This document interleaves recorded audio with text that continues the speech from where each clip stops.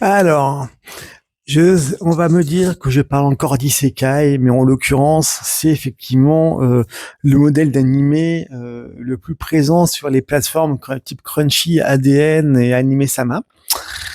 Alors, on va savoir pourquoi. Peut-être soit parce qu'il y a plein de monde frustré par les isekai, qui a besoin d'avoir un nouveau monde, soit effectivement parce que c'est simple à représenter, quelqu'un qui décède et qui se retrouve incarné dans un autre monde et qui doit essayer de s'en sortir, soit pour entamer sa rédemption, soit pour progresser, soit pour évoluer, soit pour notre vie.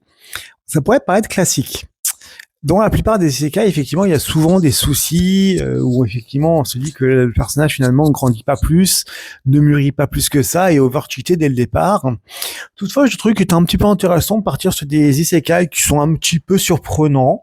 Alors, j'avoue je m'attendais pas du tout à cela, notamment par le premier, c'est-à-dire que je m'attendais pas du tout à être bluffé par Reborn as a Vending Machine, parce que bon, c'est l'histoire d'un mec qui meurt dans une action de la route et qui se trouve réincarné en distributeur. Donc il peut pas parler, il peut pas se déplacer sans personne, donc du coup, on se pose la question comment il va survivre par rapport à cela dans ce monde. Il va croiser la Miss, qui est une force surhumaine, qui peut le supporter sur le dos et qui va l'emmener un peu partout avec lui.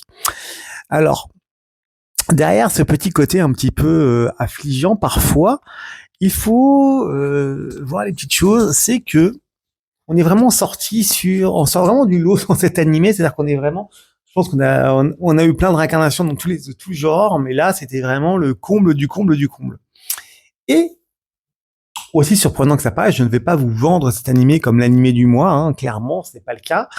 Mais par contre, sur 24 épisodes, parce qu'il y a 2 saisons, que la 3e saison devrait arriver, et je pense que la 3e saison devrait être la dernière, mais nous verrons s'il y a une 3e saison, voire une 4e. C'est pas inintéressant, puisqu'en fait, on voit ce distributeur changer de forme, être overcheaté, apporter sa contribution dans les donjons à son équipe, se rendre utile, bon, sans forcément énormément communiquer. C'est relativement décalé, mais pas inintéressant non plus à voir. Donc, je vous dis simplement, par rapport à des personnages, alors bien évidemment, les personnages sont pas forcément super agréables ou super charismatiques, mais il y a un petit peu, un petit charme d'ensemble en fait qui fait qu'on aime bien regarder, qu'on veut savoir ce qui se passe. Donc après, peut-être qu'on s'ennuie, peut-être que c'est effectivement profondément lent hein, parce qu'on est loin d'un anime avec plein d'actions, hein, clairement. Mais faut dire que la vérité, c'est que ça passe pas mal du tout. Donc bon, si vous avez envie de le voir, ça peut être pas inintéressant. L'animation est rien d'extraordinaire, mais ça passe. Hein, donc on est sur un animé moyen, mais qui passe très bien, qui peut très bien se laisser regarder. Donc pourquoi pas. Après, on arrive dans The Great Clery, qui est pareil, un animé un petit peu pareil, où on voit un salaryman qui meurt juste avant d'avoir une promotion dans la vraie vie et va donc essayer d'avoir une meilleure vie quand il se retrouve réincarné en gamin de 15 ans nommé Luciel, qui est un guérisseur. Mais il semble apparaître dans un monde où les guérisseurs sont haïs et détestés. Il n'arrive pas à comprendre pourquoi. Et donc, du coup, il va s'intégrer à la guilde des aventuriers pour essayer de progresser, s'entraîner, tenter de survivre dans ce monde qui lui est totalement hostile. Et au fil de l'eau, on va comprendre pourquoi les guérisseurs sont effectivement haïs et effectivement parce qu'ils abusent de leur pouvoir et effectivement ruinent la population alors qu'ils devraient rendre service à l'humanité. Alors voilà un petit peu l'approche. Maintenant, l'anime en lui-même. Alors une fois qu'on s'est fait à l'idée du graphisme, hein, parce que la patte graphique est assez particulière, elle fait un petit peu enfantine pour ne pas dire, et il se voit une substance X et on voit un personnage qui a pour le coup zéro charisme. Hein. Là, pour le coup, on n'a pas de personnage charismatique, même les personnages secondaires ne le sont pas non plus. Par contre, ça se passe en 2 parties. C'est-à-dire qu'on a une première partie où effectivement on parle de l'entraînement, de la difficulté, de tout ce qui est difficile pour tenter de survivre, hein, comment il essaie de s'entraîner pour survivre avec un entraînement bien plus dur que prévu.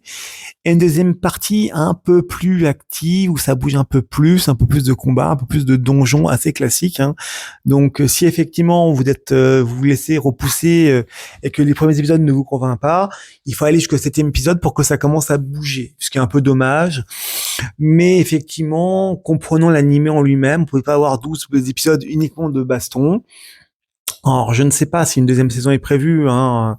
Ça date de 2023 comme animé, donc pour le coup, on n'a pas encore de retour.